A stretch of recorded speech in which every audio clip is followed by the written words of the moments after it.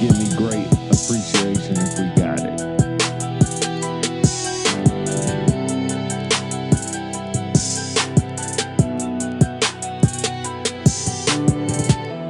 You know what? I'll just do it myself.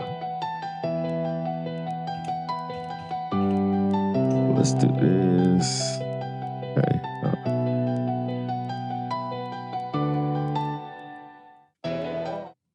Almost ran that twice. Hold on. What is good? What is good? Hello. All right, let's see if we can. Yes. All right. That's still working per usual. Let me see. If somebody's on the Facebook, if they could send a message, I could do it myself, but let me see. Test. Oh, you just went out. All right, he just went out. Nope, it's not working. Huh. That thing's still not working. What up? You went out for a second. Yeah.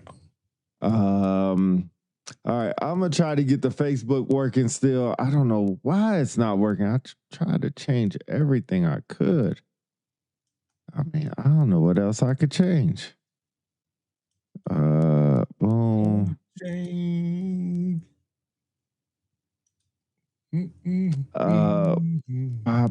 Okay, let's try this. It says it gotta be. What's up, famous? Who are you? Famous.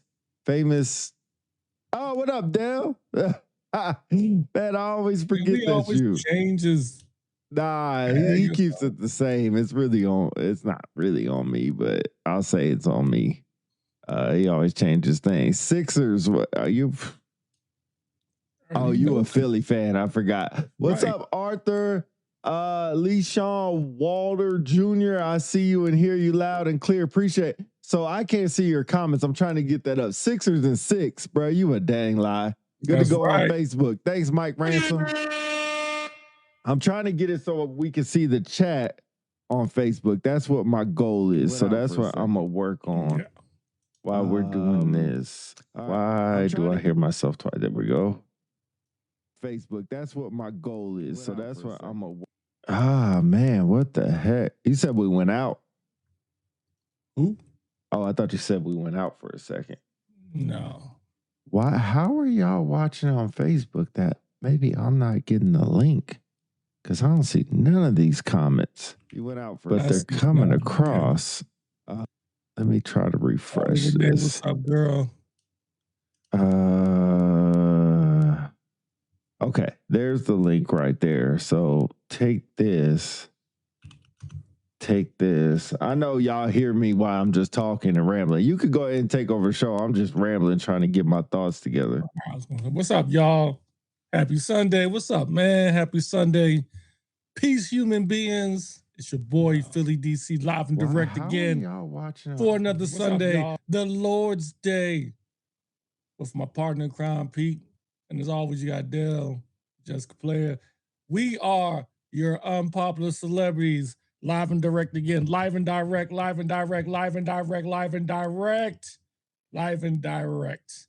Thank you for being here. We're here for another show. For all those who are brand new, make sure if you're brand new, check out all our work on YouTube, Instagram, Facebook, Apple Podcasts. You will find all of our old work. I'm sure you will enjoy it. And if you do, make sure you subscribe. Like, share, subscribe, share the goodness. And then also, if you would like to send us a donation, feel free, hit us up on the DM. You know what I mean? It costs a lot of money for Pete to keep the lights on. You know what I mean? So send him some donations or whatever. You know what I'm saying? If you want to donate to give me some new glasses, I'll take that too. You know what I mean? So go ahead and get the donations out there. So we got a good show for you today. We're going to talk about a very controversial topic in the military. We're going to focus strictly on the Air Force. And that is Enlisted Performance Board reports versus awards. Do they really give a clear snapshot of how someone is good at their job? And for most of you folks, it has impacted you. Somewhere in your career, you may have gotten an EPB that you felt like did not reflect clearly on what you did during the year. And it could have cost you a promotion. On the flip side, you may have been put in for an award and your award package did not stack up against other people and you lost. And you know the stuff you did on your award was impactful, but it got lost in translation. So we're going to talk about supervisors writing performance statements. We're going to talk about how supervisors who are really good writers are at an advantage versus supervisors who suck at writing. We're going to talk about the way folks grade awards and EPBs. And we're going to also talk about why is it that what is captured on paper is more important than what is captured visibly when a person does something. So we're going to talk about that. While we're doing that, again, we welcome you being here. Put down in the chat if you got some questions or share your stories of how this may have impact you. And then also, if you got any ideas of how we can fix it. I have my own, but you may have some ideas of how we can fix it. And rest assured, don't think for 1 minute no one's reading it, because they're reading it. And we're going to talk about that too. We're likely going to start the show off first by spinning the block on the topic we had last week, talking about the Senior NCO Academy. Why is your mouth wide open? That's kind of weird. I'm sorry. Swears put a long comment in there. I'm still trying to fix these comments. I have no idea why they're not coming up. It's very irritating. Anyway, okay. So we're going to spin the block and talk about what we addressed last week when it comes to the Senior NCO Academy and their packages. So last week, as we've done before, we pulled up a picture from the Senior NCO Academy class. And my partner, Pete, he was in that whole light too. So he knows what he's talking about. So we see these pictures, we comment on them, right? And then you had a vast majority of people put in the comments all on IG how they agree with them. Like, yo, these pictures look bad. Uniforms look bad or whatever. But then you had a small group of people that actually was pissed. Mostly because there was a slight little mistake about the two color pants. You know, the pants are different than the top. Yes, we realize that's the Army. Okay, it's not that big a deal, people. You know what I mean? It's not like the world's coming to an end because there was a small little mistake on that. We acknowledge that. However, that doesn't take away from the analysis of the uniforms in question in the picture. You had, I'm not going to mention any names, protect the innocent, but these people was like, oh, you ain't got nothing else better to do but to make fun of people's uniform. What kind of person are you anyway? Really? Like, bro, grow up, man. Grow up, bro. I mean, come on, man. Like, really? Isn't this part of the problem? When people find something that don't make sense or is wrong, you don't address it. This is our way of addressing it. You know one way you can fix it? Do better, man. Do better. Somebody should have pointed it out besides us, but we felt the need to do it. And we're going to do it again, too. We're going to do it again. And just like we put in the comments, we say, yo, if you upset what we said, come on the show. Come on the show. Pete or I do not run from people. Come on the friggin' show. We can talk about it. But don't think for 1 minute you're going to get on the channel and be like, oh, these people, all they do is sit there on their couch and make fun of people. Yo, grow up, pull your skirt up, bro. Pull your skirt up. You know, oh, well, we'll support you when you blah, blah, blah. Hey, newsflash, my man. There's a lot of people that support us, and there's a lot of people that agree with what we said. Our intent is not to go out there and just make fun of people. We tell it like it is. We call it like it is every single week. Nobody is safe. And last I checked, we get shots thrown at us too. live. So what does that tell you? That tells you that, we get, everybody get it. Everybody. So again, I'm gonna be quiet. I'm gonna see if my man got something to say. I know he's still working on stuff. Yeah, I'm still working on this. So, I think I got it. Somebody put something in the thing.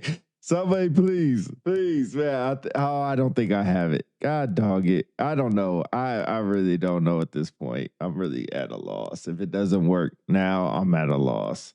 So hopefully it'll work, but I'm not sure if it will. I can still see the comments. I know he can see the comments. See it?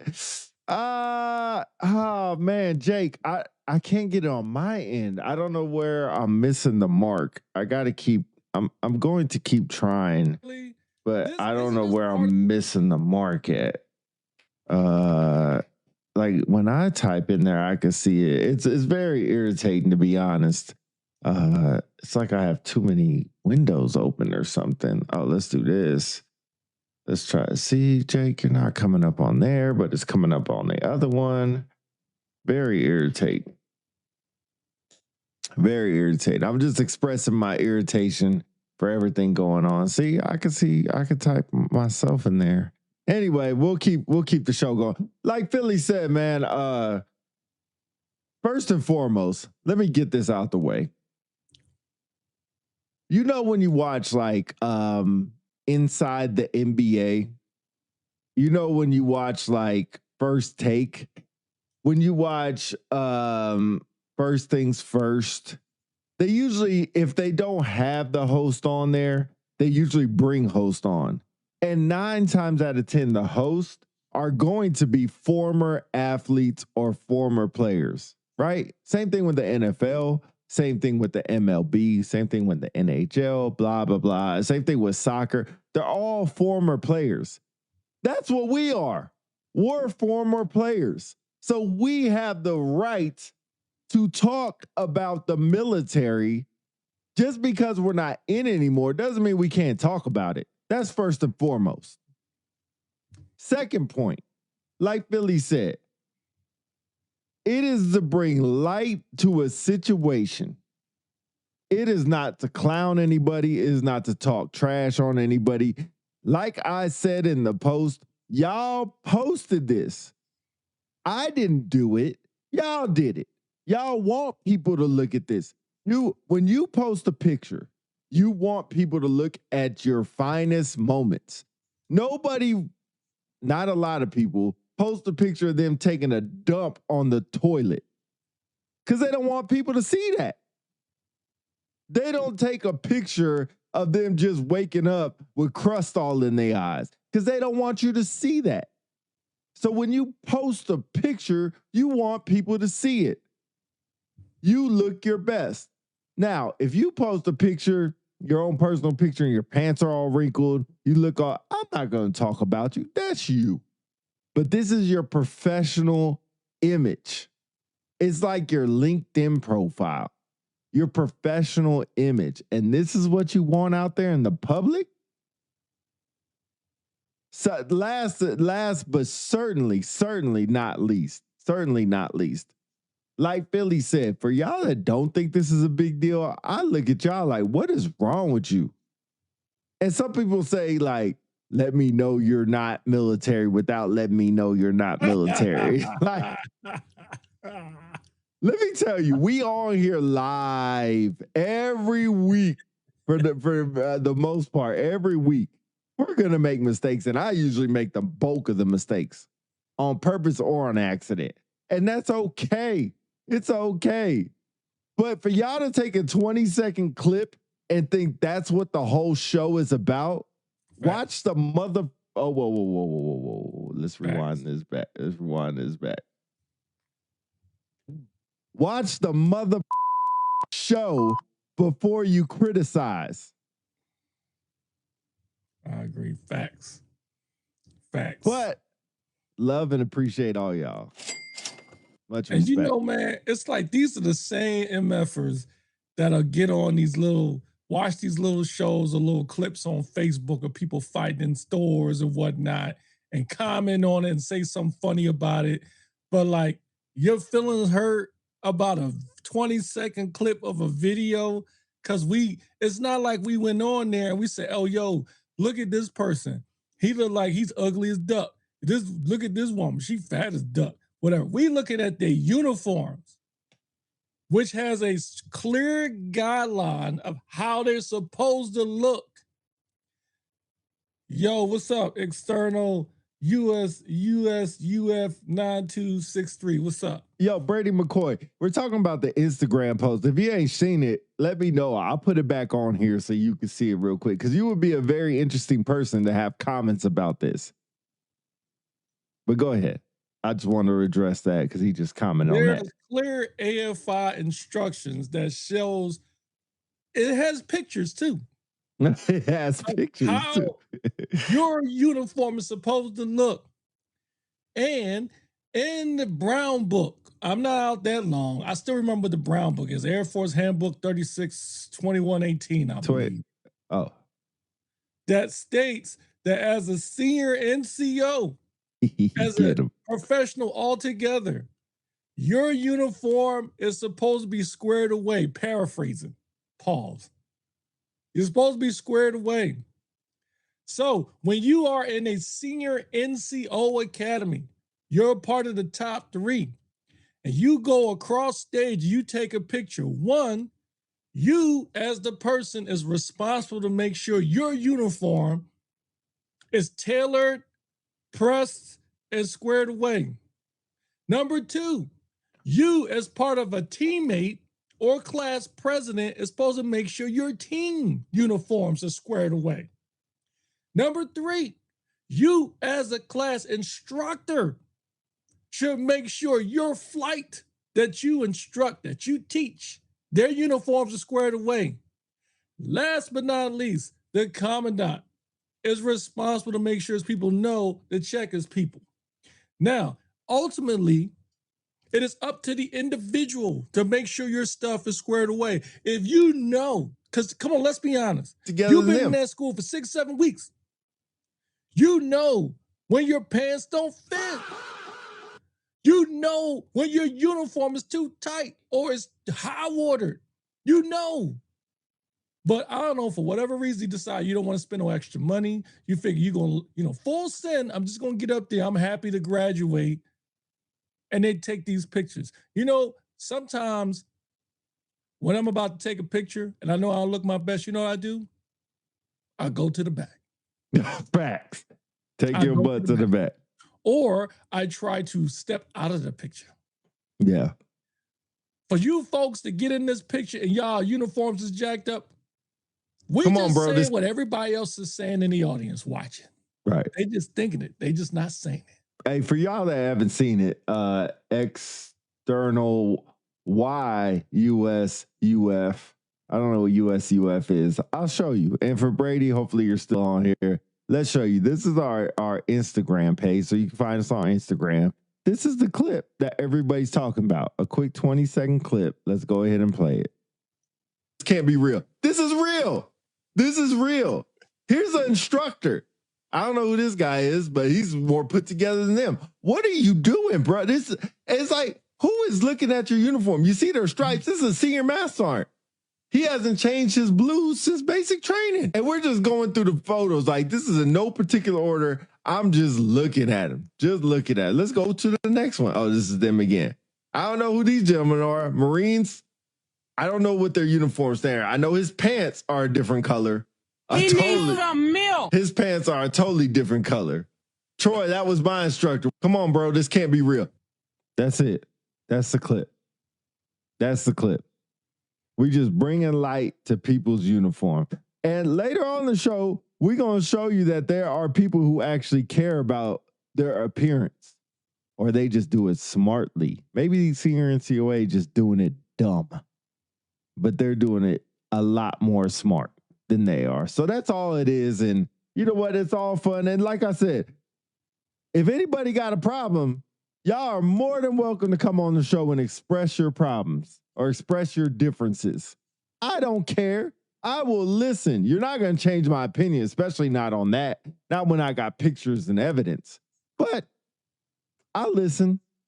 I'll definitely listen. Yeah, it's pretty bad. The academy should be doing PA reviews. Thank you, Mr. McCoy. Thank you. 100%. It's and to me, why I get so passionate about it, it's embarrassing. It's embarrassing. And some people said in there like, they got more things to worry about. They do. I'm not saying they don't, but that's definitely part of it on the list. And the Phillies point, it's not like you didn't know. It wasn't like it was a surprise inspection. You know what? Before I got out, we did SSRs. And before SSRs, people were coming up to me like, oh, my pants don't fit.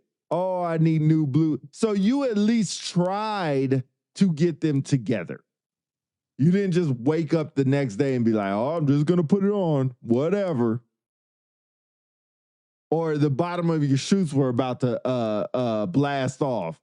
So you decide to get new shoes. Like all these things are very common. It's nothing that's uncommon. And anything that has happened, other people have went through it too. You're not the only one. Stop thinking you're the only one in the whole United States Air Force that uniform does not fit properly. You're fine. Just fix it. That's it. You're okay to make a mistake. Oh, I make mistakes all the time. It's okay. The moment that you try to be perfect, I don't want to talk to you. I don't like perfect people. This goes to the point of people who are good chiefs and bad chiefs. The good chiefs have all been in trouble somewhere in their career because they can be relatable when people get in trouble.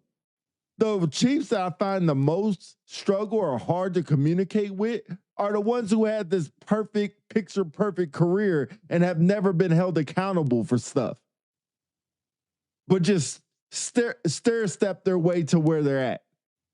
I find those are the hardest ones to relate to. I find those are the hardest ones to communicate with. Bradley McCoy said, should be a policy to not post unless approved. And it is 100% part of the curriculum, or why not wear sweats and a tee? Absolutely disappointing for sure on multiple levels. I said that too. Tony Bostic, what's up, big dog? Pride and health does a dose of fear kept me right. Yeah, I say that too. All right, I'm done. Yeah, I think it's just the fact of it's so many people get to see your mistake online. And I see their side from it. It's always, we always wonder, like, if you're going to end up on Airman NCO page. There's some, but my thing is, again, this is all preventable. Like, to me, the first time we did this was your first shot across the bow. And we look, and it's the same thing. And we're not the QC guys of the PME graduation. We're not. But at the same time, anybody that watches our show, anybody that knows our show, we talk about everything. We throw more than darts at uniforms, everything. And just to Pete's point, I'm not perfect too. And trust me, I've been in, in weird positions where people, I had my uniform was jacked up or I messed up a briefing or whatever. But you know what? I didn't get embarrassed about it. I learned from that ish. And then I get better. You get better. So to Pete's point, just get friggin' better, y'all. If you an instructor and you're hearing this right now, get better. Check your people. And this goes beyond the academy. If you are in a unit and you're having these SRRs, if you're still having it, be the supervisor or wingman you're supposed to be. Check your people. And if your uniform is jacked up, you can't say you don't know. Again, it's in the AFI. They got pictures in there, people. Check your ish. If you need new pants, go get them. Stop buying Jordans. Stop buying video games. Buy you some new pants, man. You get clothing allowance every year. Get it. We're not upset. We just letting the record straight. And we, you know what? Hey, I'll tell y'all firsthand. Yo, first of all, we appreciate it. Like I told my man on there, we thank you for the engagement. We respond to every comment most of the time. You're not going to get us off our rhythm. Our rhythm. You know what I'm saying? Like, we stand by what we say. 10 toes down. Is that what Cardi B say? 10 toes down. We stand on what we say.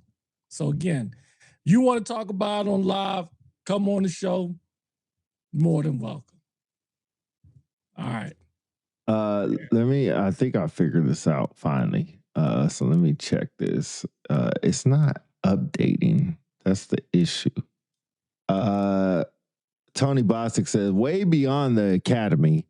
Yes. And Brad McCoy said, if the instructors aren't checking and balancing, they got the wrong instructors, in my opinion. Bro, right.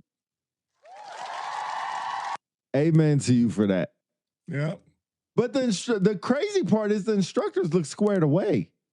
Mm-hmm. It's very crazy. Can we just segue to the other, the First Sergeant Academy? That's fine. All right, I'm just going to put this up here so y'all can see. So this is what should be happening at an academy graduation. All right, so we're going to go here. Let me make sure I can zoom in to this. This is their latest graduation photos. And like I said, this is 3 days ago. They posted this. I didn't. Right? Can you see that? Oh, you only have access. Maybe you can see it on the thing. Let me live, yeah. Okay. So you're a little bit behind on live, so I'll see if I can give you access. Maybe it'll look a little bit better. All right. So here you have somebody who is up there, some Chief Master Sergeant Air Force, Otto. I don't even know who he is. Don't even know who he is. Whatever. But it's not the important part. His stuff looks squared away, right? Nico Johnson over here on the left looks squared away, right? Here goes somebody else. Fine. See how they do their pictures? You see how they do it? Stop it. Can't be mad. Dressed their uniforms are. Right. You see how they do their picture? He's a distinguished award or got some high-level award, so you're up for him. All right, here's their full picture, right? Mm-hmm. Sharp. You got my pararescue dude, whoever this dude is in the middle. I don't see any flaws except for my man's ribbons, right? I will point this out because this is why you do not wear magnets on your blues jacket. It may not be magnetic. Somebody just popped. The cookie might have popped off.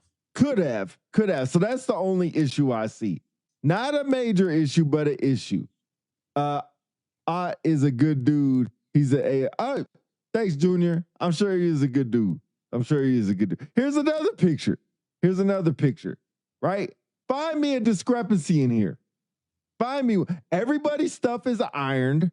And this is just the first sergeant, so you can't say it's a guard reserve thing. You can't say that because they're guard and reserves in the First Sergeant Academy. But let me go to most of the other pictures.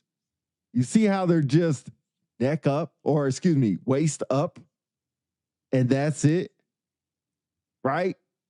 Everybody, waist up, that's it. See, his ribbons are messed up, but that's like you said, maybe the thing popped off. I don't know if they're magnets. It's pretty far off, but I don't know if they're magnets or whatever, but and people ain't gonna catch that, right? But I don't see any really big uniforms. I don't see nobody wearing. This is somebody who cares about their academy, who cares about the product that they put out there. That other bullish that we call the Senior NCO Academy is a effing joke. I said it. It's a joke. How do I know it's a joke? Because I could tell by your appearance. And it's a joke that's not funny. Because y'all are the top 2%. And let me further point something out, and then I'm done.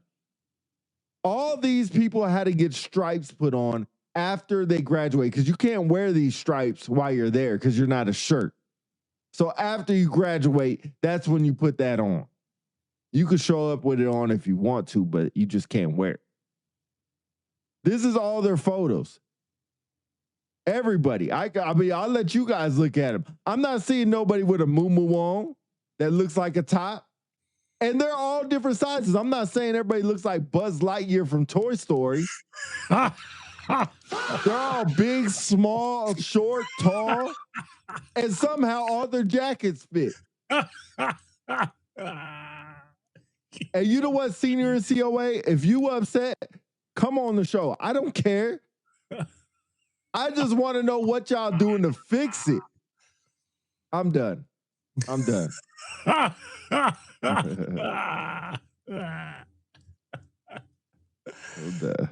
Oh, man. You know what? I'm glad you showed them joints, man, because that just shows you right there. It ain't hard. Let's see.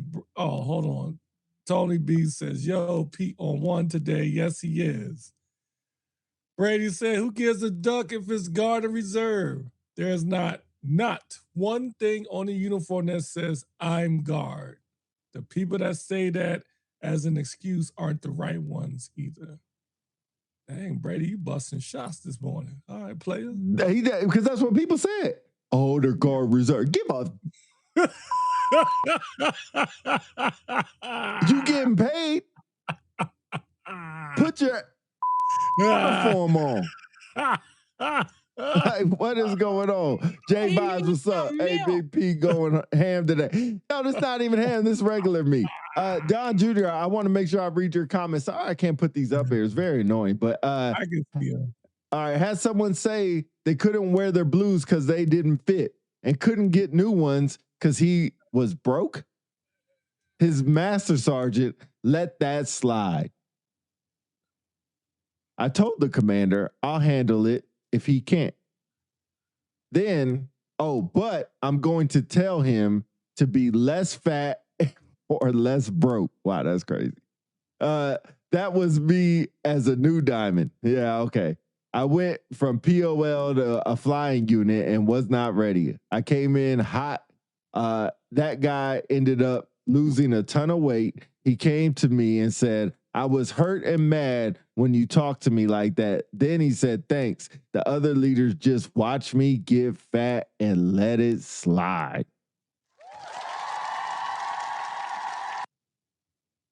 Big success story right there. Yeah, it's just how you talk to people. You know what I mean? Like to the person's point, yeah, it was tough. Feedback is always tough. But if you're given the tools to right the ship, then you appreciate it later. You know what I mean? You just got to get over the initial shock. So for these uniforms, if I remember correctly, in the video, you pointed out the very few that was there that had good uniform. Right. But nobody commented on it. No. All everybody was focused on was the bad uniform. Right. And then the 1 or 2 or maybe 5 people that had their little feelings hurt. Oh, it's the wrong pants. Like, bro, again, shut the duck up, bro. You ain't got nothing else better to talk about. Don't just assume that somebody, you know how many times a commentator said, oh, yeah, that was holding on number 65. And it wasn't 65. It was on number 84. Right. You think anybody getting on his timeline? Oh, you got the wrong person hold. Shit happens. Excuse my language. Stuff-ish happens, bro. Right. You know what I mean? Like, come on, man. What y'all really should be pissed about is that once again, these people, maybe not so much people who are not military who commented, but people who are military, especially you out there you other shirts that commented, the 1 or 2, and the Chiefs, 1 or 2, y'all feelings hurt. But I guarantee you, if we didn't say nothing and you saw that picture, you probably in your mind was thinking the same thing, but you ain't gonna say nothing. You ain't gonna say nothing because it wasn't important to you. But it became important once it ended up being on social media and a bunch of people agreed with us. Now all of a sudden you want to play super person. Put the cape back in the drawer, bro. Yeah, I'm okay with that. If you have your opinion, I have my opinion too. Let's see the comments real quick. McCoy says they all need to watch my 7 Ps Is that that would help significantly. Is that proper planning prevents piss poor performance? That's 6 P's. I'm missing one. What are the 7 P's? I think that I've been told the 6 P's a long time ago. Don Jr. says, don't recommend that style, but you need to correct them and help them, not ignore them or tough combo. Faith Donovan in the building. Love and miss y'all from Japan. Tony Bosick said, I got to see these comments. Same Tony. Hey, y'all can go on our IG page and look at it, man. They're some are pretty reckless. You know, they get pretty crazy, but that's okay. That's okay. That's okay. Proper prior planning prevents piss poor performance. Gotcha. The 7 P's to live by.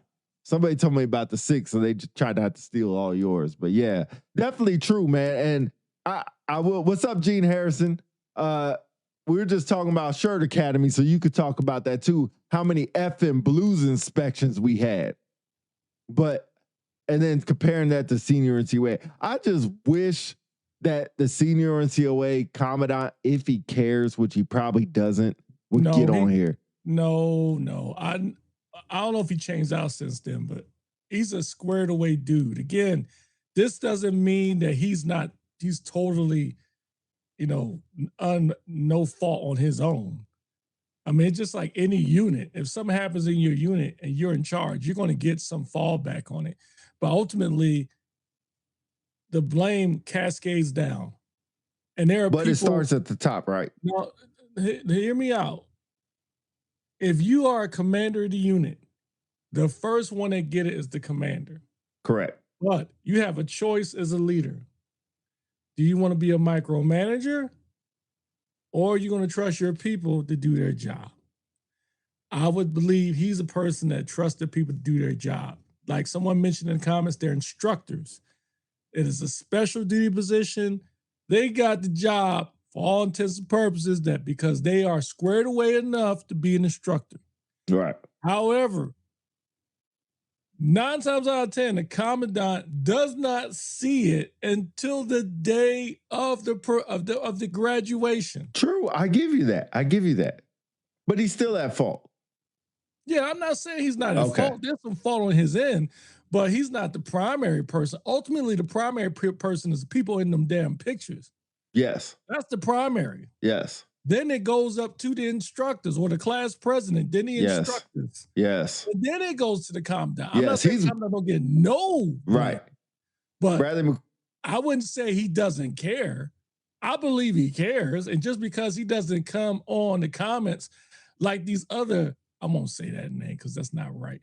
Like these other nice people. Right. And say something. I'm sure it bothers them. You know what I mean? But then it like Brady McCoy said, once the commander and chief are aware, they better own it or they aren't the ones either. Well, what do you mean by they better own it? How would they own it? So like, let me go to Tony Bosick's comments. You have to clearly outline what the standards are first before you can say, I trust my people to do what was right if they don't know what right you're going to get. What you've seen in those photos. I think I read that wrong, but I get your point. To my point with this is not the first iteration. So I give you that one. First, you, like Tony says, you lay out your standards. And if you're talking about these instructors are all senior mass sergeants, bro, you know, I should not. If I have to tell you the standard for what uniform need to look like on graduation day, you don't even need to be here. That's first and foremost. So he, the commandant, or she, whoever it is, should not have to lay those boundaries out. That's number one. Number two, once you have failed me, now I have to micromanage because you are failing yourself, you're failing the students, and you're failing me. I don't mind you make yourself look stupid, but don't make me look stupid. So that's why I say that he has fault. And you, to your point, you're not saying he's unfaulted. He does have fault. And I totally agree with you. He's way down on the list or up on the list, whichever way you want to look at it. as far as the person being at fault. But this is the third iteration that just I've seen and we talked about. Actually, second that I talked about. When do you step up and say, all right, enough's enough? Yeah. And you can't say you didn't see him. Oh, yeah. He's seen them. Next time it happens, I'm tagging them in every freaking picture. I'm making sure they see it. Like, it is not to belittle anybody. It's I want y'all to do better. And Brady McCoy says, own it. Hey, guys, I've been made aware of some stuff. We need to drill down and be mindful of the basics. If they don't own that interest message, then it's a different problem. Tony Boss said, I'm mad they're defending this. That's crazy as hell. Yeah, that's why we were mad. Like, people are actually, and I'm not here just to bash the military, bash the Air Force. We talk about the good stuff that happens. But even in the video, like Philly said, there was other videos where we mentioned things were good. Nobody talked about it. Quiet. But as soon as we say negative stuff, it's like an outrage. And some people are outraged like we are that this is happening. And some people are outraged that we're talking about it, which to me is lost. We're a podcast. That's what we do is talk. And if you're a keyboard warrior, that's what you do is type. I respect your profession, respect my profession, our profession. That's simple.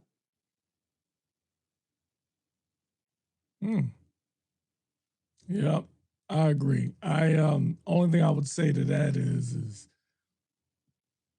again, I'm confident that I know this dude for a while. I think he's squared away. However, perhaps it's one of those cases where you give your people a little bit too much rope. There you go. And then because of it, they continue to hang themselves with it, meaning this analogy, meaning you find something wrong, you address it, and then they keep doing it and they keep showing up. I think the only reason why this is bad is because somebody's actually pointing it out. And then other people are seeing that we're pointing it out and they're agreeing to it. And regardless of what people say, like for us, I mean, it's our largest watched short on Instagram. Over 350,000 views. So what does that tell you? You know what I'm saying? We gained like 40, 50 more followers just because of that.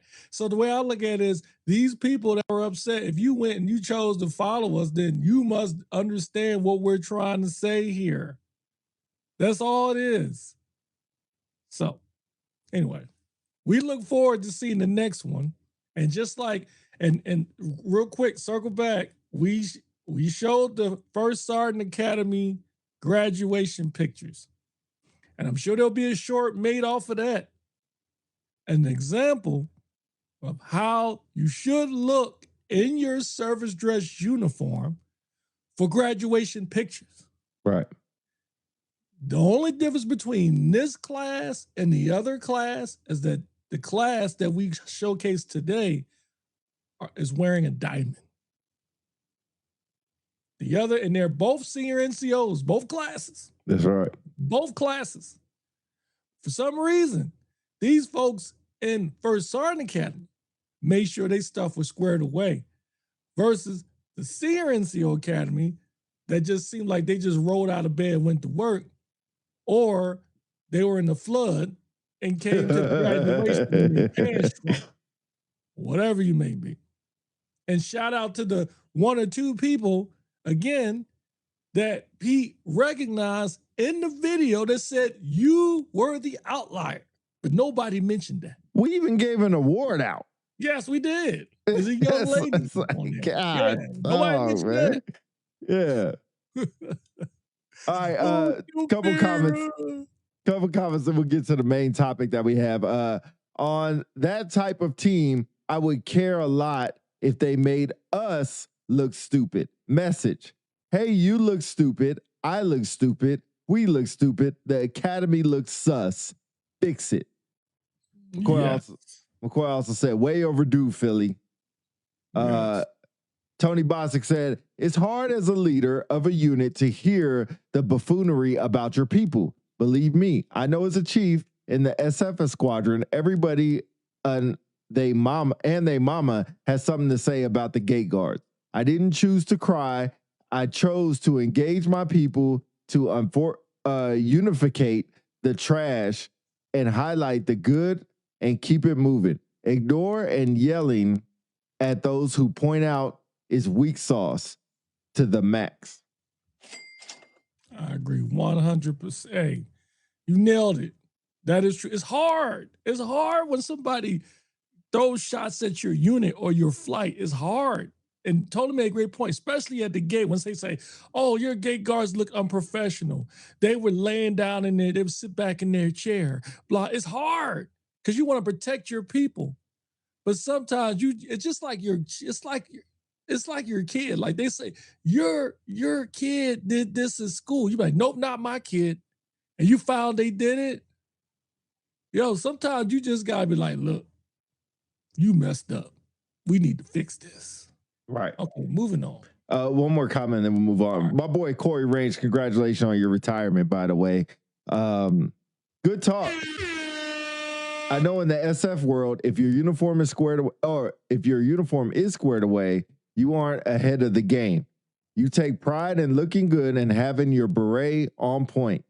That feedback can come in different ways. If your troop respects you, that's a big point. If your troop respects you as a person, they would be able to handle that feedback. If they don't respect the person and only look at your rank, your feedback doesn't mean anything. Bruh.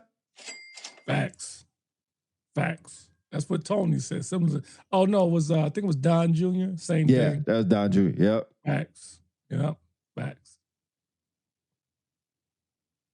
All right. Moving on. So we're going to talk about another interesting topic that's controversial that we've all experienced, and that's the difference between the EPBs, your enlisted performance reports, and your awards. So in the end, in essence, it's like people get their reports done every year, and you get an award if your supervisor put in for one or you put in for one. And the awards and the EPBs, they don't necessarily match. And they don't tell the full story of if an individual's doing a good job or not. You'll have somebody to have an overinflated award package, but their EPB is trash. Or you have somebody with a phenomenal EPB, but there's no awards. So I figured we start there. Yeah, I'm gonna be quick and I'm gonna say something controversial. So y'all feel free to comment and throw spears and darts. You get an award if you're liked. You also get a good EPB if you're liked. At the essence, most people just do the same job, especially for awards. We won't go into the deployment awards, but we can if we really want to. But award basis, man, I've seen people get commendation medals for starting up a trash fund or starting up a snack bar. I've seen people who have sat there and literally worked their butt off for a few weeks and got yearly awards because they did one freaking event. And they didn't culminate it into one event or a singular event. They said it was a yearly award. So I've seen all kinds of stuff. And I'm sure y'all have too. But being honest, if you're liked, you get what it is. And Philly says it the best, so I'm sorry, I'm going to steal this from you. He always says it's easy to punish or discipline people you don't like. It's very easy. So I'll flip that on the other side. It's very easy to give somebody an award if they're well liked. Very easy. You can find a reason. I have seen chiefs, and I'm going to pick on chiefs because usually that's the first line of defense when it comes to these packages. I've seen chiefs turn packages away or decorations away just because of the name on top. They don't even read the content. They just be like, oh, Johnson? Oh, yeah, he don't deserve this. You remember he did this. I had problems with him with this. I didn't get along with him with this. He wouldn't listen to me. Bruh, that ain't got S to do with what is written down. Read what's written down. And then I love when they bring out the little thing. Man, I used to have this senior that I used to work with in the desert who used to bring out this thing. He said, sustained superior performance. What the that mean? How long do I gotta sustain it? A day? A week? A year? 7 years? What is sustained? During the period? So every single day during that period, if I don't come up to your standard, I don't get awards. So that means everybody who did came up to your standard every single day. Bull. I'll stop. All right. So what are you saying? Are you saying visibility outweighs actual impact? Oh, yeah. Oh, God, yes. Oh, God, yes. Tony Bostic said that's a bit skewed. Award packages are reviewed. A lot of comments. Award packages are reviewed and tweaked by the best in your squadron or wing. EPBs are normally done by 1 or 2 people and shouldn't be an award package. Okay, we're talking about 2 separate things there. And you're right on that. You're 100% right. Anthony Mack, politics are everywhere. Being liked is definitely the green light. It's no different from the rich making contributions and showing face to these big businesses. We know how it goes. Hector Gonzalez says, oh man, strike nerves here. Sometimes it goes down to flavor of the quarter. Visibility plays a big role. Okay, let's break this down. Philly, let's break this down. One more comment. Jefferson says, people will hold stuff against you for years, especially if they don't play the game. All right, so let's go to Mac's first point, right? He said politics are everywhere. Being liked is definitely the green light. Pass that off to you. I can't deny that he is right. I mean, it's easier to do something nice for a person if you like them.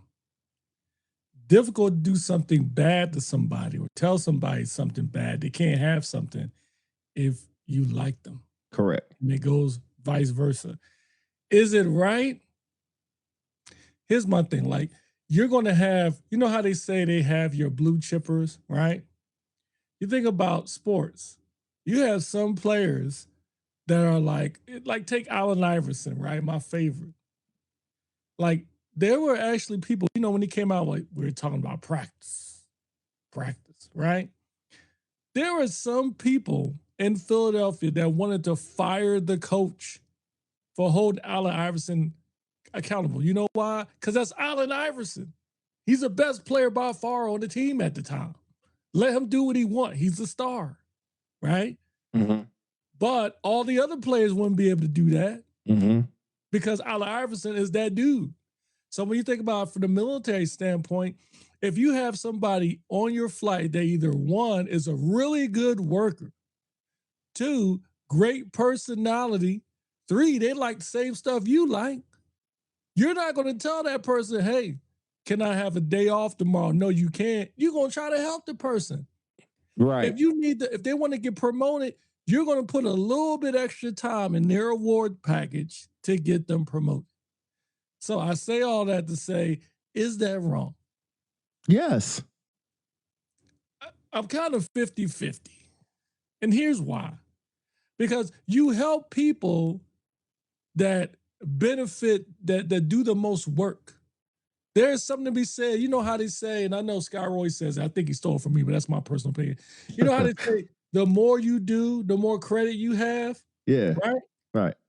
If you have a lot of credit, you're able to buy a lot of stuff on credit, right? It's the same for performance. If you have great performance, you have high credit. So when that time you really need to cash in that credit, I'm going to give it to you. So you might say, Philly, that's not right. You should treat everybody the same. Everybody's not the same in some cases. It just depends on the level of you doing it. Okay, so this is where I'm going to read these comments. Let me read the comments, and I'll get back to that. Corey Range says, yep, if you're still in, go sit on a board for grading packages for the MSG Wing Awards. They be grading people high for just doing their job because they like the unit. Yeah, that happens a lot. Jefferson says people will hold stuff against you for years. Yep, I read that. Hector said, good point. Tony Boss said, we're confusing being liked and being respected.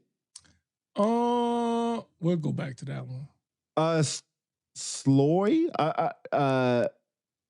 I can't pronounce your first or last name, so forgive me for that. Dante. Maybe it is Dante. Yeah, it is Dante. Have the courage to be disliked. The ones that win aren't the ones that win aren't champions? I don't get that one, big dog. Maybe are champions? I don't know that one. Hector says, being likable is easier to defend behind closed doors is not cool. Max says, being liked outweighs being respected. Being respected outweighs being liked in the military world.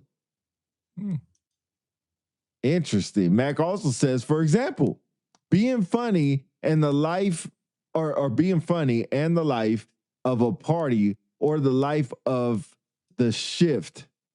But your work is considered poor.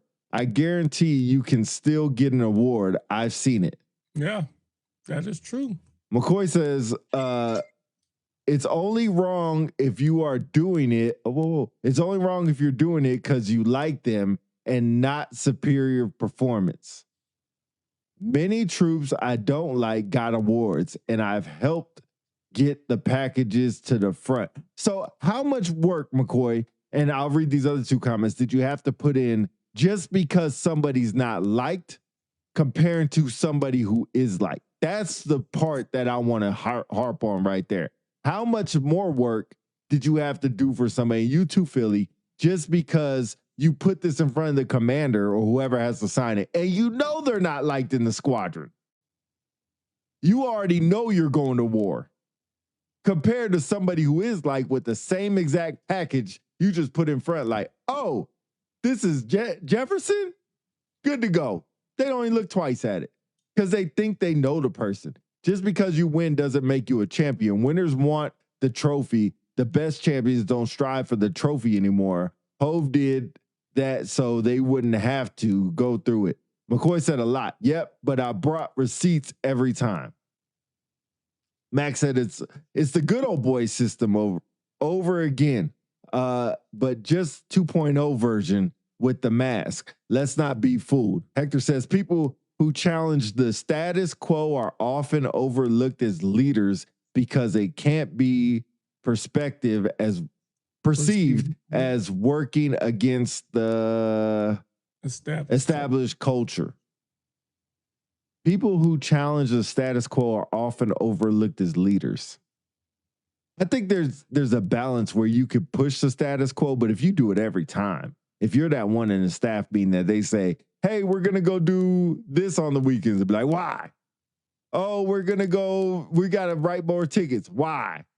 Oh, we got to go stand at the gate. We got to stand outside. Why? If you're that person, then you kind of get overlooked as a leader.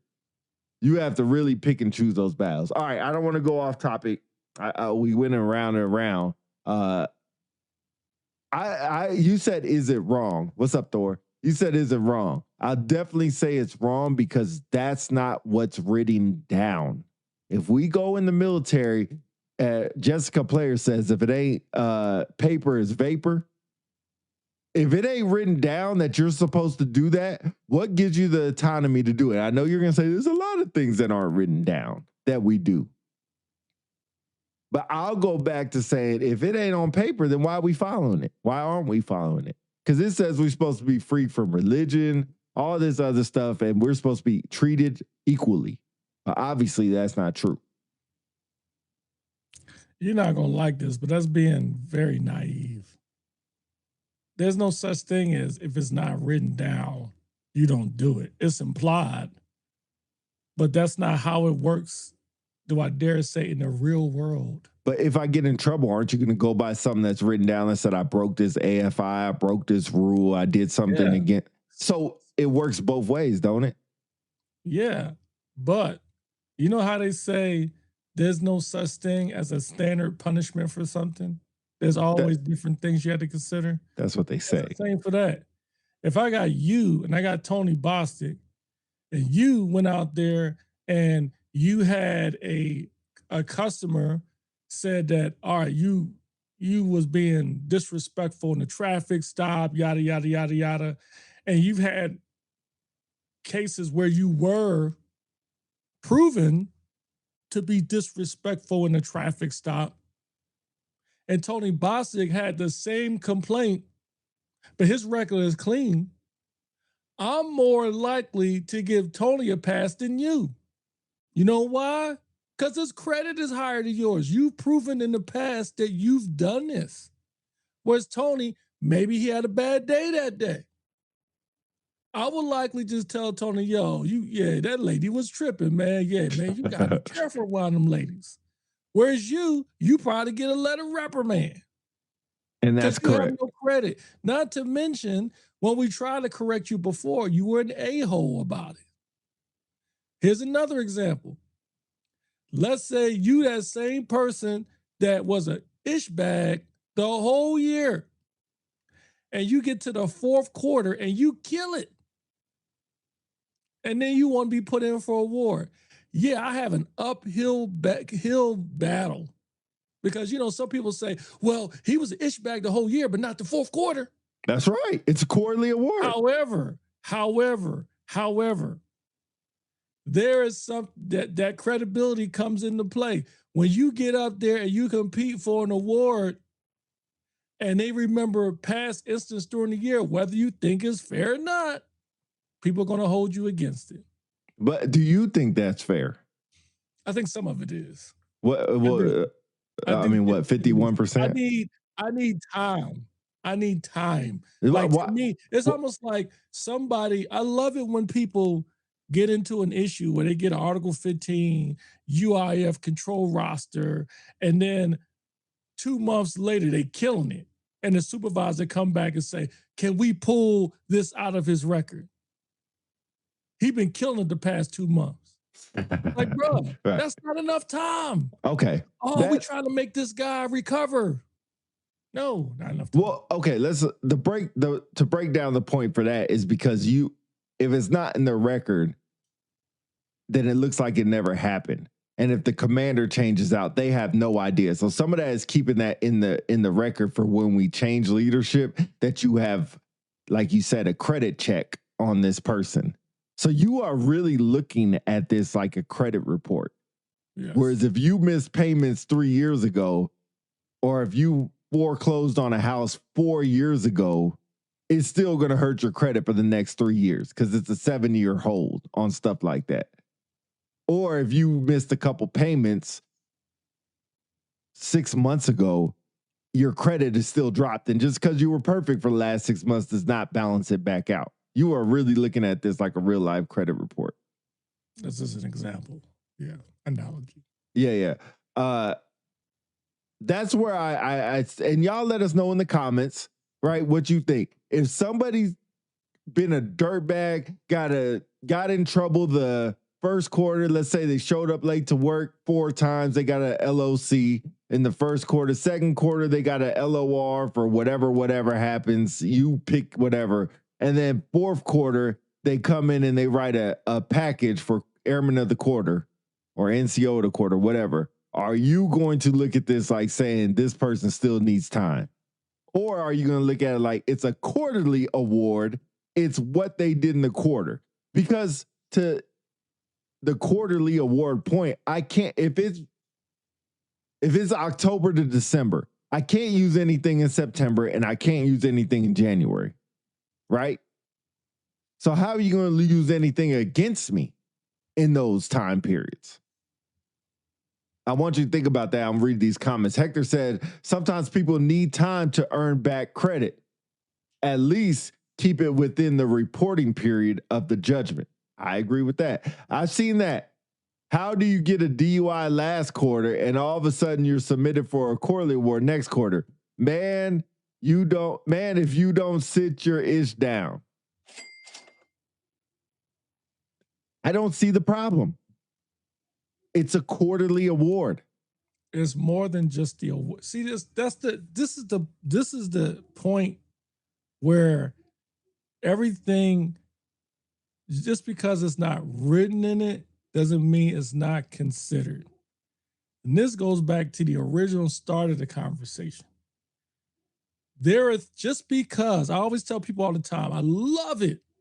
I think you mentioned it. I love it when people say, you can't hold that against me. I never got paperwork for it. Just because you never got paperwork for it doesn't mean it didn't happen. It still happened. And so depending on what you've done in this scenario, like say this person get a DUI last quarter and they kill it the next quarter, they want to put in for an award. Bro, don't forget about this DUI. Like, you did great this quarter. I get it. This will be used to build you up, but you need to chill. Like, chill. You need to work on you first. You getting an award for a quarter, putting in for a quarter, and you just recovering from a DI. 9 times out of 10, now that DUI, you probably lost a stripe.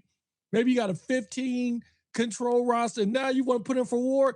Not only that, most units I've been in, you cannot put in for an award if you got a control roster anyway. So why are you even asking? Control roster. That's written. Well, that's not I think that is written down. You can't PCS, you can't go TDY. All that's written down if you're on a control roster. Huh? They don't say anything about an award. Okay, so if it's not there, then why not? Nah, forget that, player. Okay, Tony Bostic said every case. Says, sit your ass down. Tony Bostic said every case and situations is not the same. Humans will be humans. You can't kill a kid for one mistake or put them on a pedestal for one great accomplishment. You have to weigh all things depending on the time frame of the award. Roddy Dunn says facts. Tony Bostic says get a DUI last quarter and then save a life the next quarter. Fam, you don't qualify. I know you flying. I know you fitting lying. Oshan? I think I'm saying Oshan Jefferson. Sorry about the name pronunciation.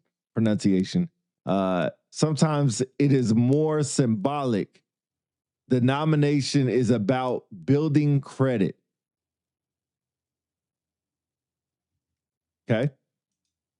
McCarthy said that's credit analogy plays a factor. It is about the message that is being delivered to the unit. I can be ass all year and then turn it around and win a quarterly award. That is sending a message that I got to keep my nose clean for 3 months and I'm Gucci.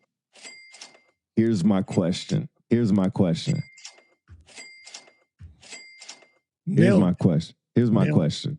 What is the difference between that and people who just do things to check boxes to get promoted? That's a big difference. That's two total different things. Two total different. And the reason I say this is I don't see a difference between the two. Because you're just doing things to get promoted. You are literally like you are putting on an award ceremony, not because you care about the award ceremony, not because you want to see it successful, because you want to see it successful so you'll get promoted. What's the difference? Exactly. There's nothing wrong with that. So if there's nothing wrong with that, then what's wrong with me being a shitbag, in quarter number 2, and then me being squared away in quarter number 3? Think about what you're saying, though. Think about the comparison you just made. You said you don't see nothing wrong with somebody doing an event that's going to help them get promoted. And you're saying, or you're alleging, it's the same as somebody being a shitbag for 90% of the year and then bust their hump a quarter just to get an award. There's a big difference. And obviously it depends on what you've done. If you came to work late in February and you killed it the 4th quarter, I think that's a little unrealistic to hold that against you. But to the example I think that Tony made about a DUI, that's something significant. You can't just get a DUI in a year and then all of a sudden get you kill it on the fourth quarter, you get an award. How about we use that as a bridge point to get better? But don't be sitting on it. Recognize me. I did great in the fourth quarter. Bro, you need to sit down. Build yourself back up. Depends on what you've done.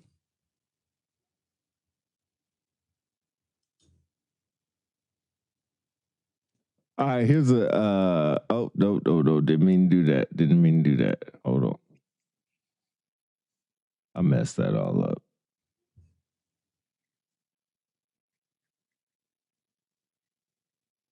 All right, I was trying to put in there the fact that we have a voicemail available where y'all can get on a voicemail and leave us a message, and we'll be able to listen to your message live on the air. But I didn't get the proper link, so I'll get that to y'all. If y'all interested in doing that, let us know in the comments where you don't have to type in there. You can actually just leave us a voicemail. We can listen to it live on the air and respond to it live. So sometimes it's a little bit easier to leave a voicemail than typing all this stuff in. It's only 1 minute long, but if you're interested, let me know. I'll send that to you. Let's get to some of these comments real quick. Dante says, what recognition matters more, genuine appreciation or performance applause? They're both about the same. To me, they're both about the same. Gucci for Tony Bot says, Gucci for that quarter. I bet you won't win the annual. And that's facts. I'll give you that one. They might not win an annual, but they should be able to win for the quarter. They should be able to win for the quarter. Oh, stupid camera. You got the other comments? Let's see. Rob Roller, this is not related. What's up, Rob? Celtics in 5. Feel free to meet up to watch Elimination Game. I might take you up on that. That would be fun to see. Anthony Mack says, I know you knew Coach Prom P. I mean that lightheartedly, Chief. Don't take two left. All love, fellas. Appreciate it, brother. O'Shawn says, if a dude has screwed up his rep, everyone remembers the screw up. Oh, facts. So as a supervisor, if a dude has earned it, I may want to help rebuild his rep, especially if a kid is sincerely doing the work. Okay, let's stop there, because using that example, I've run into this many times. I have scar tissue based off of it. I have an appreciation for supervisors that meet people and they have a discussion and say, hey, look, I know you messed up. We're going to build you up. This is what you need to do. That's right. And they do it, right? My thing is, you've got to weigh the issues. It's one thing if you had somebody that got a letter of reprimand first quarter of the year for being late 3-4 times, and then all of a sudden the fourth quarter they're killing it. I, as the flight chief, are going to look at you as a supervisor, and the first thing I'm going to say is, I'm going to say, Peterson. Why does he always have to use my name? You want to put him in for an award?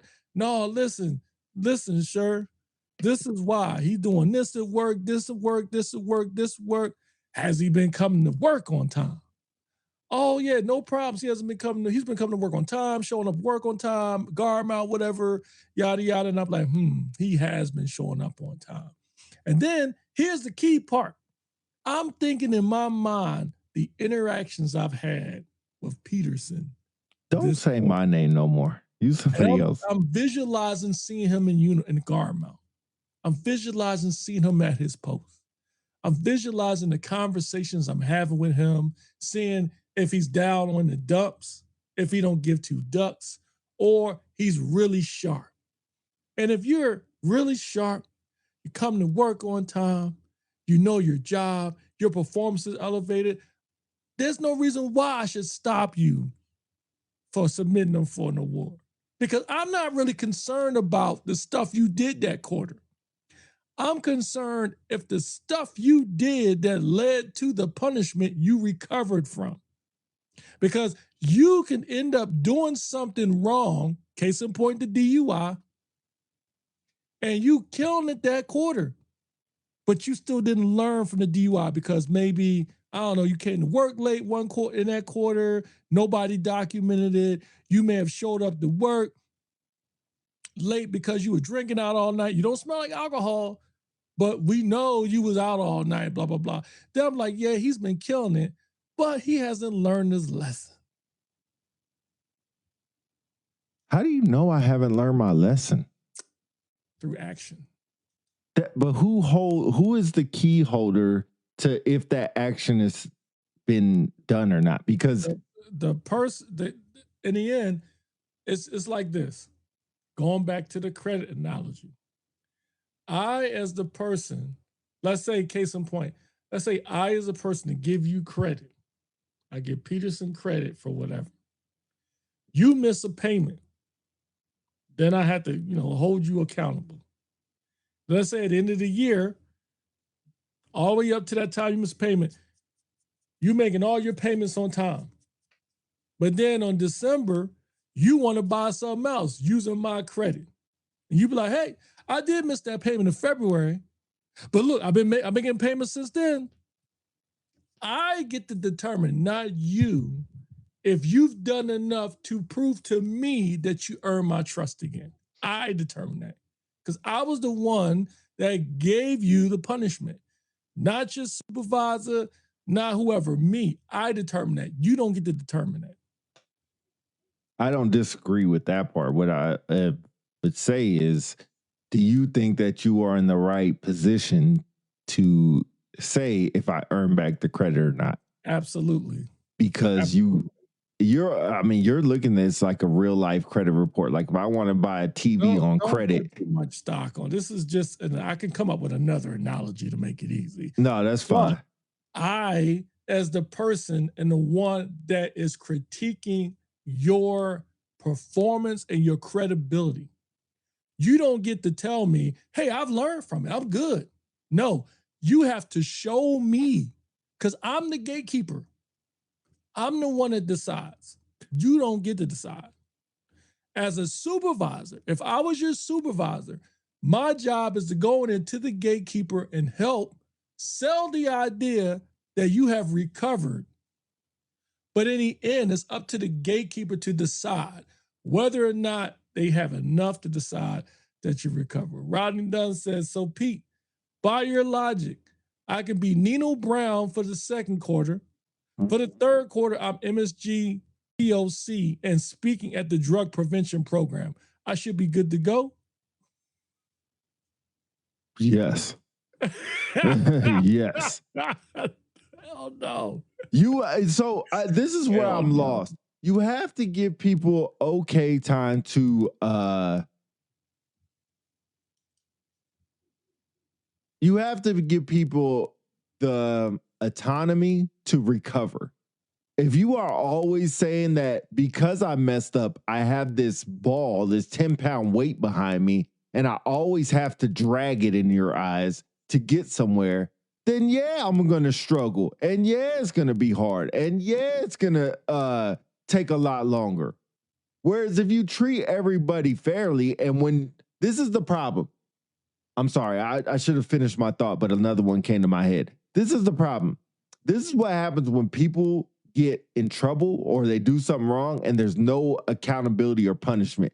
Because in my eye, once you do the punishment, once you do the crime, you go to trial and you get your punishment, whatever level it is, LOC, LOR, a verbal, it is done and over with.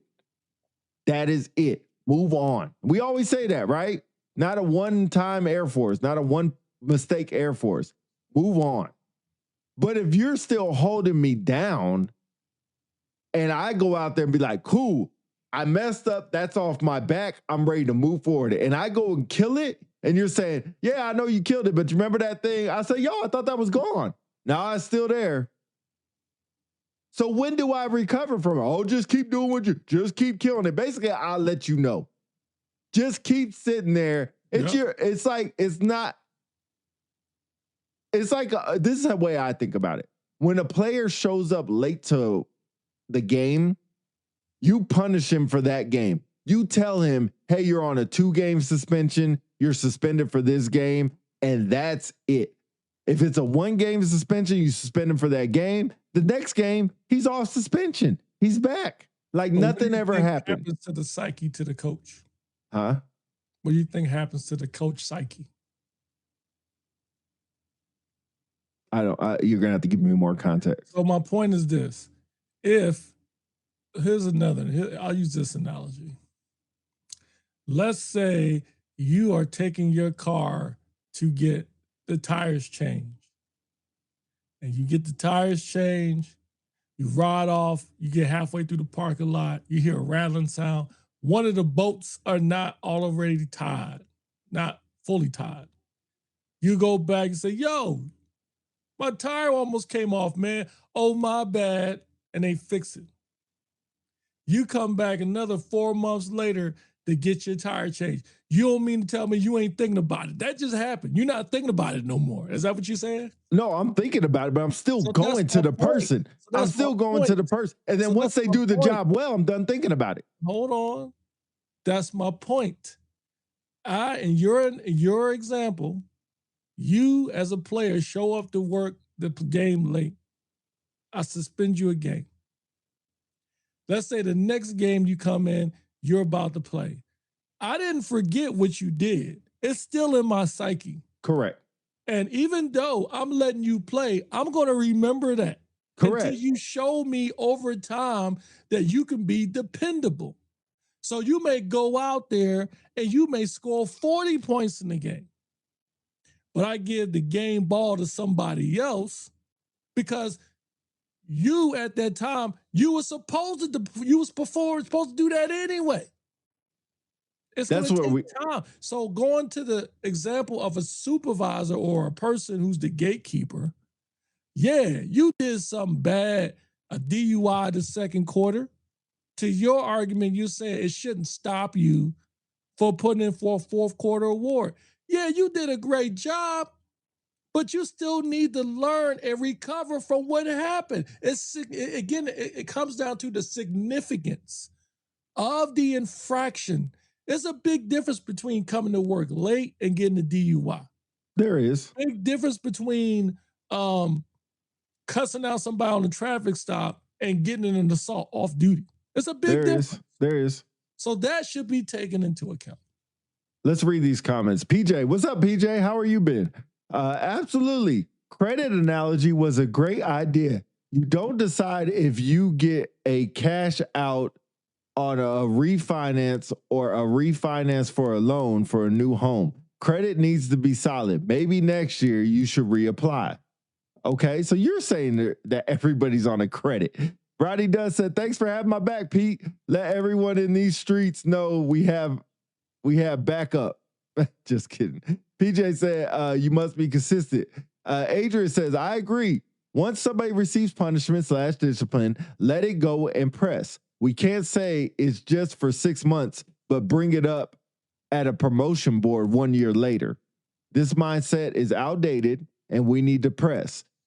If this was the case for me in my career, I'd still be a senior airman 17 years in.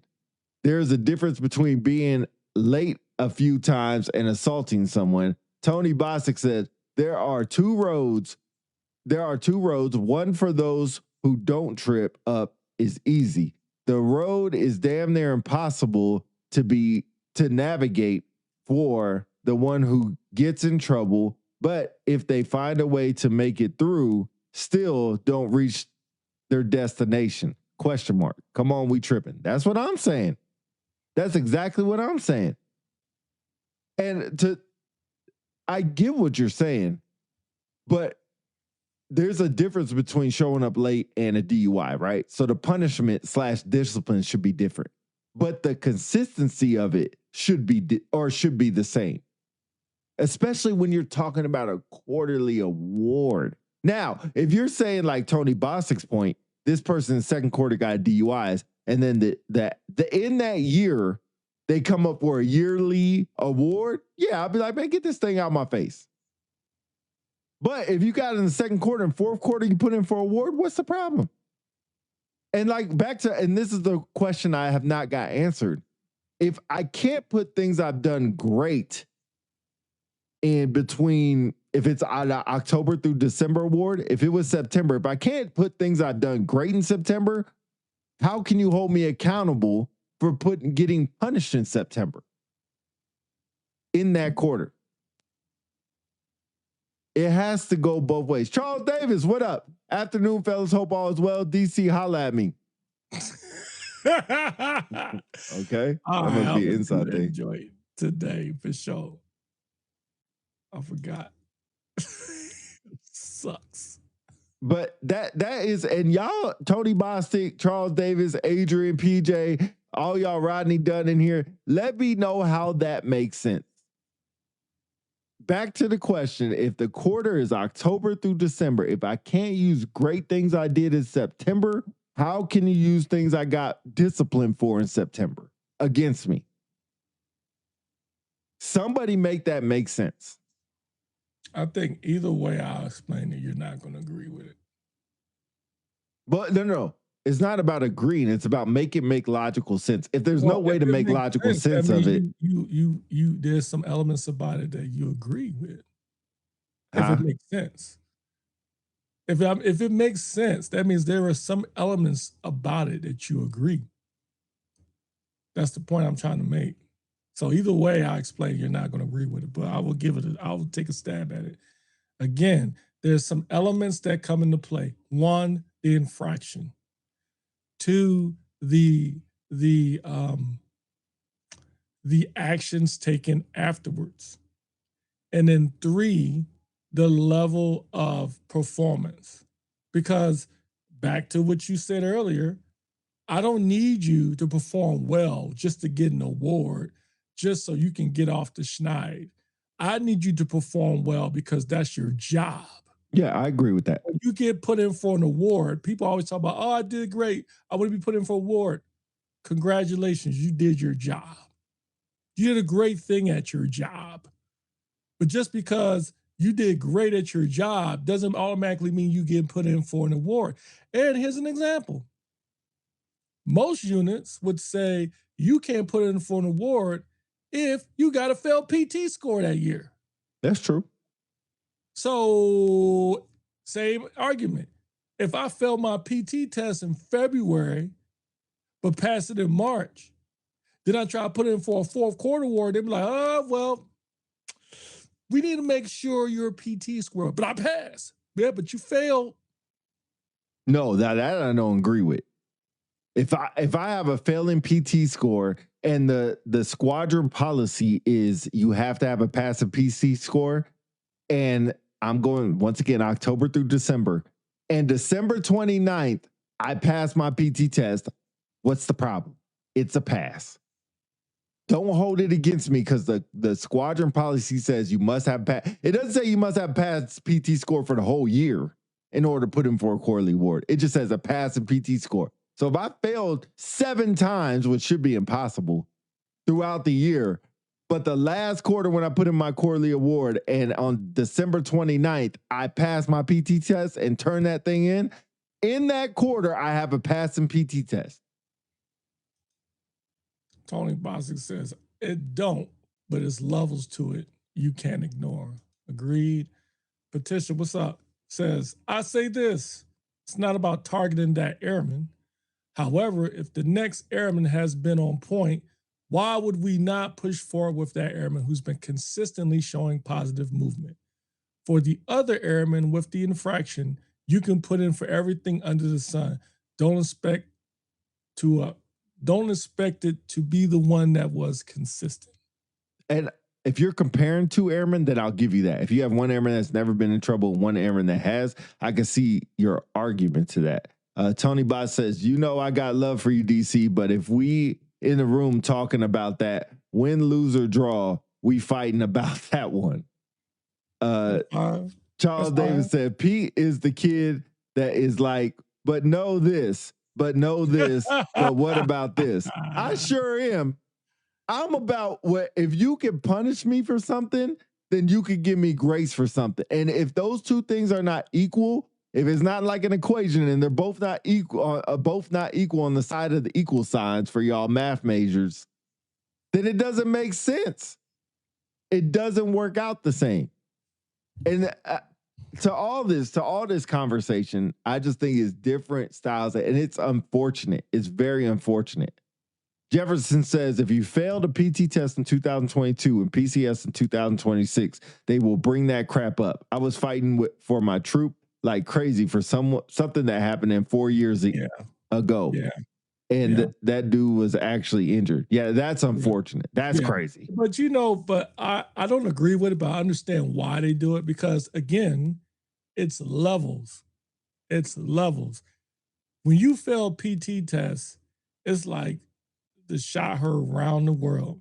I've had people that went up for strat and they failed a PT test 10 years ago. And when they look at their records for promotion, people will identify it. Right. And even more so, if somehow they got I hate to say a markdown, but let's say it was one to the left, and they say, well, why did they get a markdown? And they look at their records, yeah. PT test. Yeah. And no different than, but here's the interesting thing. On your EPB or EPR back in the day, every block has multiple metrics that you look at, right? Multiple. Let's say the block that deals with PT, right? Standards, right? If you show up to work late one day and you get an LOC, you're likely not to get hit in that mark. If you show up to work and you forget to shave, it's a standard, right? You're likely not to get marked on that. Mm-hmm. But you fail a PT test, they're going to get you. One to the left. But it's a standard, just like everything else, right? I mean, if that is a standard, then yeah, I agree. But sometimes I don't agree that somebody should get a mark to the left for failing a PT test. If that's the standard. Okay, so what about, again, going back to if you show up to work late, isn't that a standard? Yeah, if that's the standard, yeah. Or should they get a mark to the left for being to work late one time? Oh, I mean, that goes back to if you like somebody or not. I don't think they should. I don't think they should, but I guarantee you if you don't like somebody, they could. I'm asking you. Oh, no. Would you give a mark to the left? No. Why not? Because it was one time you showed up late to work. So isn't that the same for a PT test? That's one time? No, a PT test you prepare for and you know it's coming up. You don't know it's coming up that you got to be to work on time? Yeah, but things happen. But things don't happen for a PT test? We can go all day. I mean, I guess they do. You got bubble guts. You got squirts. Blowout. Right, but there are procedures for that. Just like, so if you show up late to work and be like, I just didn't want to show up to work on, wait, let me finish. Because you got to give it context, right? If you show up late to work and be like, why were you late? Be like, I just didn't feel like coming to work on time. Then yeah, I'm going to hold you accountable. Same thing for a PT test. If you fail a PT test, I'm like, why'd you fail it? I just didn't feel like passing it. Then yeah, I'm going to hold you accountable. But if you said, why'd you show up late to work? I'd be like, oh, my alarm clock didn't go off. Okay, that makes sense. I won't punish you for that. I won't discipline you for that. Excuse me. Same thing for a PT test. If you fail a PT test, oh man, I sprained my ankle. Well, okay. Then that's a legit reason. I ain't going to discipline you for that. So you got to give context. You can't just leave those two like that. Charles Davis, I'm sorry. Tony Boston says, strats aren't quarterly awards. Come on, man. True. Tony Boss says, we acting like quarterly awards is 11 times. No, we ain't trying to say that. Justin says, good afternoon, fellas. Hope all is doing well. Blessed Sundays. Thank you. Tony Boss says, get him P. I ain't trying to get nobody, man. I'm just giving my opinion. You almost rather have a DUI versus fail a PT test, bruh. Wrong one. Hector says, early career mistakes should be treated like learning opportunities. Repeat mistakes should be referred to the PDP. I don't know what the PDP is, dog. I'm be honest with you. Maybe I forgot. But yeah, I mean, I just think it's a fail. It makes sense. And here's what I'll say. Not the last thing I'll say, but I'll say this, and you can disagree. If somebody got in trouble in the third quarter and they win a fourth quarter award, you're going to say, how is the unit going to look at this? Which makes sense. But if you're doing everything above water, then it makes sense. Your leaders Basically, your master sergeants or whoever, if you have enough, will be part of the board and can look at this and can explain to people who don't understand. But he got in trouble in quarter 3. Progress discipline process. Thanks, Hector. He got in trouble in quarter 3. How does he win quarter 4? You should be able to speak to that. To me, that's easy. To me, that's very easy. It didn't happen in the quarter. Have a good day. Just like if I say somebody life, quarterly packets are usually put in early. So if I say somebody life September 13th, I can't use it for the 4th quarter, even though people do, which is another mistake that happens.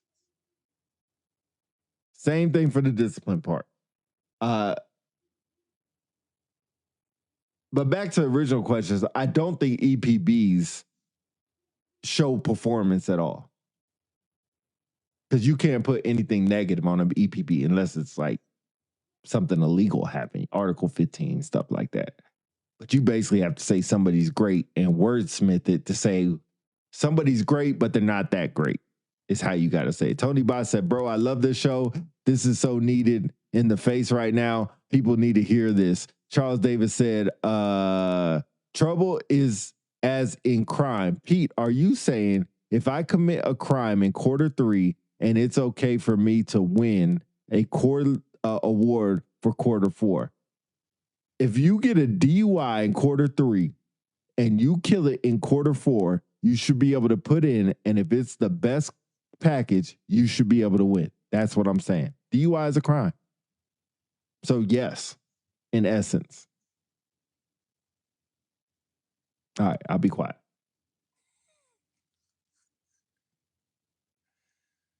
I do agree with the piece as far as EPBs cannot capture negative performance because it turns into a referral. We've talked about this before on the show, which is one of the issues of performance reporting, is that I, as a person, a ratee, get my performance report, and even more so now, there's no ratings on it now. It's just narrative statements. So here's the problem. Let's say I'm an average performer and I have someone like Sergeant Counsel that can write really well. I can make your performance report, instead of looking average, look excellent. Very true. And as I send it up, my supervisor, which is Sergeant Peterson, who don't give two ish, because you've got 30 other master sergeants you got to deal with, you're not going to say anything about it. You're going to pass it along. And the chief, he ain't got time, or she ain't got time, because he's got over 50 master sergeants to deal with. Very true. And the commander who trusts the chief is going to sign off on it. Here's the flip side. You have Airman Counsel who does phenomenal work, never got an award, but does phenomenal work. And then you have Sergeant Johnson, who's a shitbag writer, writes my report, and instead of it being excellent stuff, it's average or sub-average. And the same thing happens. Sergeant Peterson don't give two ducks. He's got too much stuff going on. In other words, what I'm trying to say is the checks and balances that are put in for reports rarely work. Because what it's designed to do is the additional rater is supposed to be able to look at the report, have a knowledge of said person that the report is being written about, and either raise a flag and say, hey, this is bullish, or it makes sense. And that doesn't happen. But when you go to the awards package, that's even worse, because 9 times out of 10, the awards package, either one, is overinflated and it doesn't get noticed until usually it gets out the squadron. True. Like when it gets to a group, they be like, yo, it says here that he directed the operations on the gate, but he's an airman. And they be like, he did. Well, who works at the gate with him? There's a staff sergeant that works there. How he did it? Oh, he told him he could do it while he was on lunch. It's overinflated, bro. No, it's not. Someone could have got in the gate while the staff sergeant was at lunch. Bro, you writing it as if he is the person directing the operation. He did for 15 minutes. Right. I'm appalled there. Let's get to a couple of these comments. Jefferson says, as a supervisor, you are putting your rep up if you put a troubled airman up for a quarterly award. I only leverage my personal credibility up for a person who is doing the work to bounce back. When your credit is low, you need a co-signer. I agree. Tony Bosick says it can capture subpar. It can capture subpar performance. Charles Davis said, First Sergeant Peterson, I'm going to smack the crap out of you this quarter and beat you up. But next quarter, I get Diamond Sharp award. PUI. You sure do. You sure do. It happened last quarter. Tony Bosick says Sergeant Bosick passed his QC with 72%. His squadron is third of 4 squadrons who stay on time for appointments. No negatives, just facts that can highlight weak sauce performance. Here's an example of correct. Going back to O'Shawn's point, let me illustrate this. Here's a perfect example. I remember when I was a Kadena and I just got there and I had to do strats as a chief. When I went up there to the strat board, Tony Bosick's records was the first person I went up there with. Here we go. I threw his records on the table. I ain't had to say a word. They did all the work for me. Okay. They already knew who he was. They already knew how great he was. They already knew all the people in the wing. There were chiefs and freaking LRS talking about how great. Oh, he's that dude. Yada, yada. I didn't have to do nothing. The next year, when Eric Thomas went in as a senior, I put his records on the board. Before that, when Eric arrived, he missed his testing date because he forgot or something. He PCS.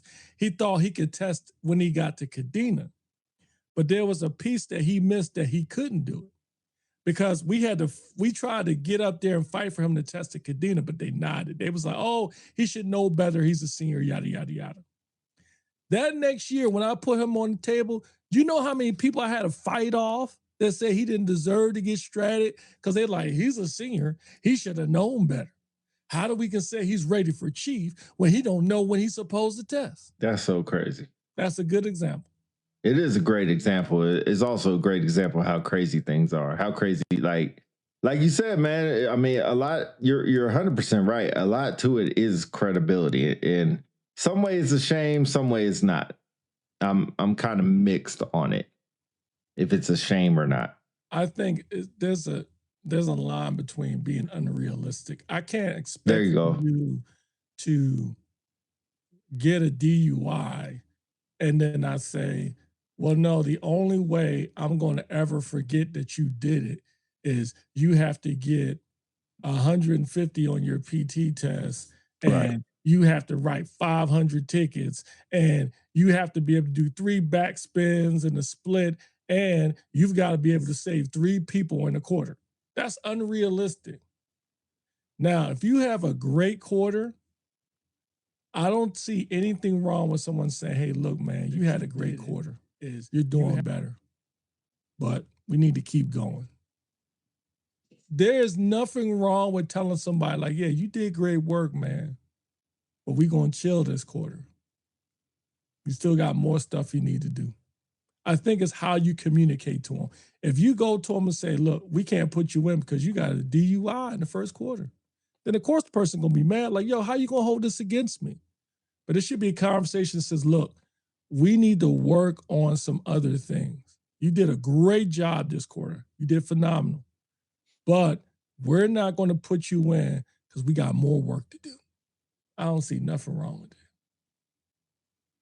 Okay, I think I just have to agree to disagree with this one. Yeah, y'all do. I mean, do whatever y'all feel is the right thing to do as long as you're consistent. I can't really argue about it.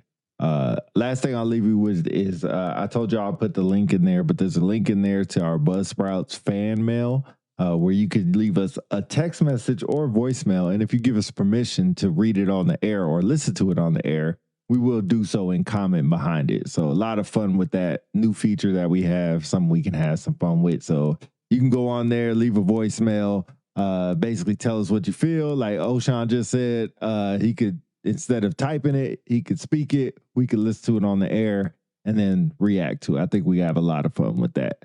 Let's read these two comments.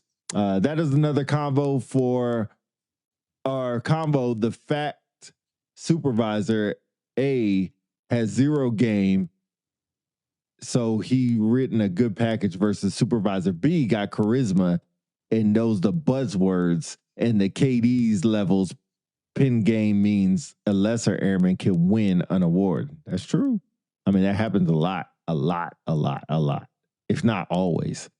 People forget we are in the military, not supposed to be perfect or the brightest bulb in the pack.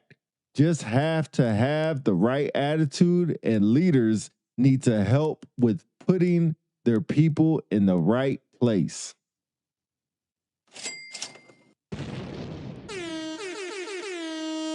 I'm going to give you 3 for that. Don't forget that we are not supposed to be perfect. And if you judging somebody, your ass ain't perfect either. Let me remind you. From somebody who's not perfect, you're not perfect. Because I got to be the closest thing. And you ain't close to me. All right. Good show. Another great show. Back to back. Like Jordan. You just need to realize it's the military, but that's just how it is. You can agree with it or not, but everything is not executed and covered in instruction. Your credit matters a lot, whether you believe it or not. In the end, as a person in a leadership position, you're always going to take someone's action first. You're going to consider it, just like you're in the civilian world. You're in the civilian world. You're looking at somebody to hire somebody. You can have the best suit. You can have the best resume. But if it's something about your personality or the way you reacted in the handshake, or how you walked in the room, could prevent you from getting the job. On the flip side, you can have somebody with a shitbag resume, somebody with a crappy suit. But if you walk in that building and you shake that interviewer's hand and y'all have a connection, maybe the same team, maybe they said something that resonated with them, I guarantee you're going to get the job over somebody with the better resume and credentials. Yep. Is it wrong? Depends on how you look at it. In the end, is what the person wants. So back to the conversation, if you have an airman that is a blue chipper doing a great job and they have a misstep, you're more likely going to do everything you can to help protect them because you know it's a rare thing that they got in trouble versus the person who got in trouble multiple times, maybe even one time, but they got a crappy attitude. I used to love when airmen would, like I used to tell them all the time when they got in trouble, I said, what matters most is when you got in trouble is how you reacted. Mm-hmm. Are you going to go in there? Are you going to admit where you were at fault? Or are you going to go in there and complain that everybody's against you, yada, yada, yada? And more importantly, after you receive said punishment, what are you going to do after that? Right. It always works out better for the person who takes it on the chin and they work hard. True. Versus the person that complains, self-implodes. Mm-hmm. You can't, it's hard to recover from that. Yeah. All facts. All facts. All right, y'all. We'll go ahead and end here. 2-hour show today, so a little bit longer than normal, but a great show nonetheless. Appreciate y'all for being on here. Like I said, we do got the fan mail out there. You guys see the comment in there, so you just click on that, leave us a voicemail. Like I said, be some fun, and probably put out a video or something coming up soon with more instructions and more details to have some fun with that. But thank y'all for being a part of this. Thank y'all for being on here. Share with your friends. Tell your friends about the show so we can get everybody on here. Anybody on the Instagram who sees the short, you guys are more than welcome to come on here live and put your comments in or however you want to do it. And we appreciate everybody for being on here. Make sure y'all hit that like button on the app when you're on y'all way out. If you haven't subscribed to YouTube, go ahead and subscribe there. Shout out to everybody that got us to 500 on IG. Much appreciated. We hit the 500. That's a big milestone. So now we need to get there on YouTube. If you're not subscribed to YouTube, go ahead and subscribe there. And again, we appreciate y'all. Go ahead and use that Buzzsprout, man. If y'all want to send us a message, tell us what we got wrong, what we got right, or you got ideas for the show, or you got some people who want to be guests. Feel free to jump on there, send it to us. We'll take a listen to it and we'll respond back to you. Look, it says fan mail. Pete sucks. Pause. He can't read, and that's it. But I just said that 1 minute ago, so we good. Yeah, you can go on there and leave a voice message and say that. We'd love to hear your nice voice, Charles Davis. It would really make our whole day. It'd probably make my whole week. Probably make my whole quarter. So up to you. Charles Davis. Maybe give you a quarterly award for that. All right, we out. Unpopular celebrities. Peace, peace, peace. Go Birds.